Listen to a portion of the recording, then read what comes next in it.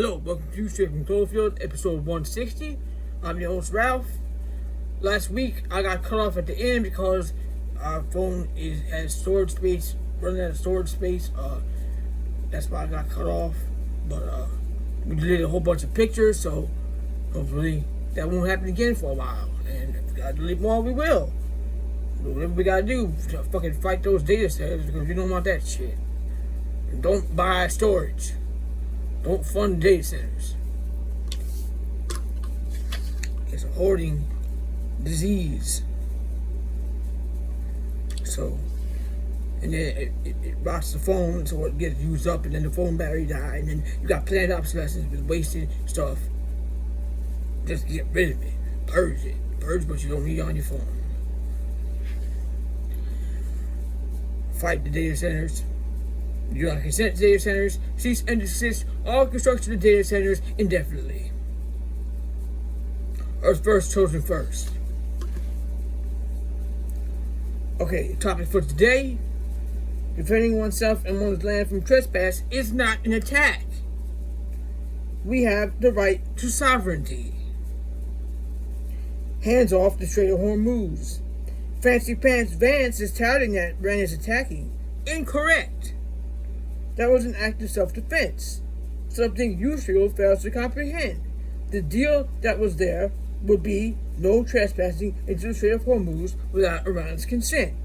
Another ship of order followers failed to comply, so that's a fuck around and find out situation. Israel has a serious problem when it comes to understanding consent and boundaries. No means no. A judge has ruled that flock cameras violate the Fourth Amendment. We reserve the right to make them disappear. Heroes have been doing this on behalf of their fellow beings. They are very grateful for their courage. A news report admitted that there was $20,000 worth of damage to the flock cameras. They just admitted to spending city funds on something that residents did not consent to. We do not consent to invasive surveillance by the various predators who harm children. Why do you try predators roam freely and individuals who cause no harm being tracked? They justify flock cameras because they use them and surrendered 2 lost children as a justification for them. What about all the other lost children? Release the unredacted files. What about all the other child victims? Imagine celebrating Independence Day while taking the independence away from others and continuing the construction of data surveillance centers and flock cameras. What the fuck? We do not consent to data centers. We do not consent to flock cameras. They tell you to celebrate independence while threatening and cutting resources that disabled citizens depend on to be independent. Individuals who don't have the privilege of schedule commitment and perfect health depend on income that we are all forced to use to stay alive and as healthy as possible. Every life is precious. Everyone has something to offer, whether they can walk or talk or not. Some say, I don't see the effect of the cuts, but not every state has the same protections for disabled people, and we should be speaking out for everyone who is suffering no matter where they are. Like I mentioned last week, Florida has a free kill law that other states don't. Florida doesn't value the lives of disabled citizens when they are hospitalized. If medical negligence results in death, the family receives no compensation for a family member who is disabled, unmarried, and has no children. We need to speak up for those who suffer injustice. Keep speaking up about disabled marriage inequality.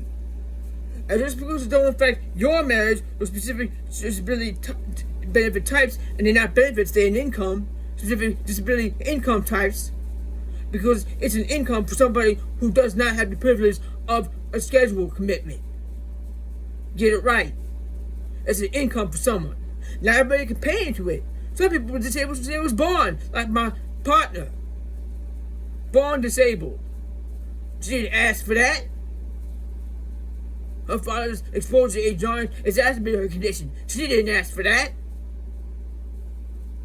Why would she get penalized to lose her disability and her insurance if she get married? Disability don't change through marital status. Disability don't change through marital status. Disability is not welfare. Disability is somebody to have a disability. The marriage penalty is discrimination and civil rights offense. The disabled people have a right to sue for the income that they deserve.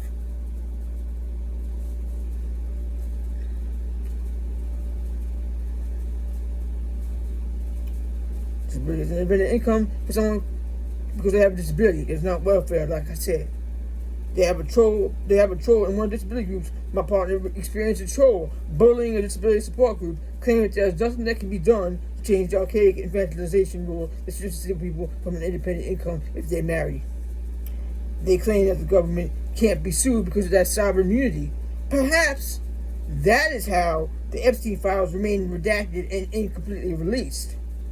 Only a living being can have sovereignty, not an organization or entity. Perhaps this is why years back that the genocidal pedophile government was demonizing a sovereign citizen movement.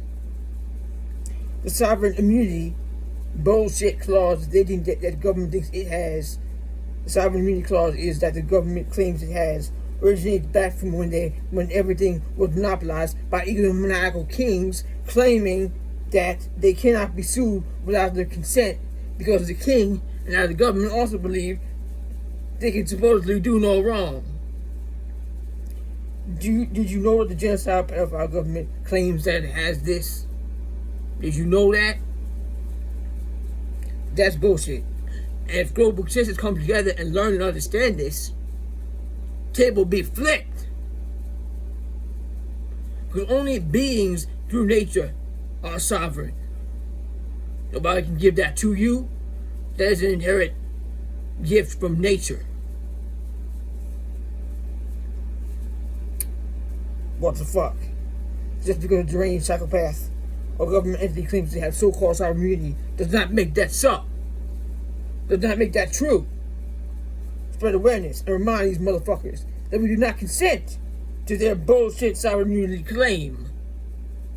Global consensus is powerful, and we can flip every table and punch our collective fist through the checkerboard floor.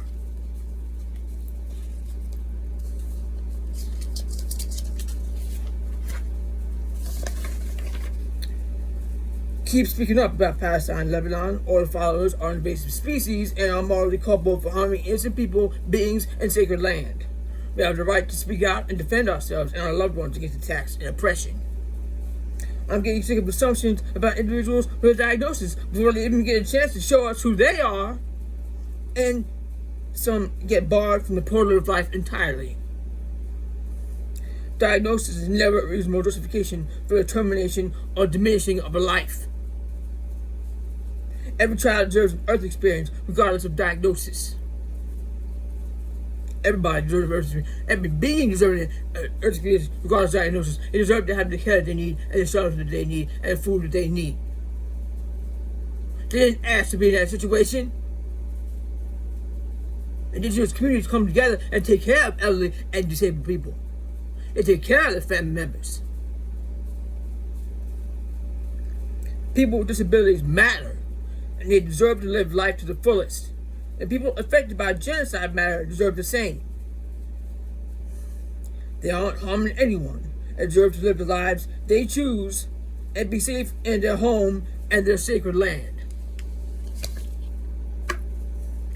They have much to offer. We recently saw something on Facebook about this lovely sister that took care of her brother because the parents passed away when they was young, and she dedicated her life for her brother, Monica and Thomas. She took care of her brother. She did not throw him away. That's what her mother wanted. Her mother was worried. Love your family. Don't throw them away. Love them, because he was nonverbal. He was nonverbal. I'm not sure how they're doing now. It was an older video, but it was released in 2022. It was a beautiful video, and we shared it on our Facebook page. But that's beautiful. That That's what you do for your family. She knew he would do the same for her. And when she was worried and upset, and she would just sit by him, just his presence alone. He was a non-verbal. He had the gift of the non-verbal counselor, and he appreciated the gift of the presence of people that visit him. And you don't get many visitors. People don't understand or appreciate what they have to offer. Because somebody look a certain way, they can't speak, they can't walk. They have something to offer. You get to know somebody before you make bad judgments or decide what their life's going to be. Nothing about them without them, nothing about us without us. Take care of each other. Love one another.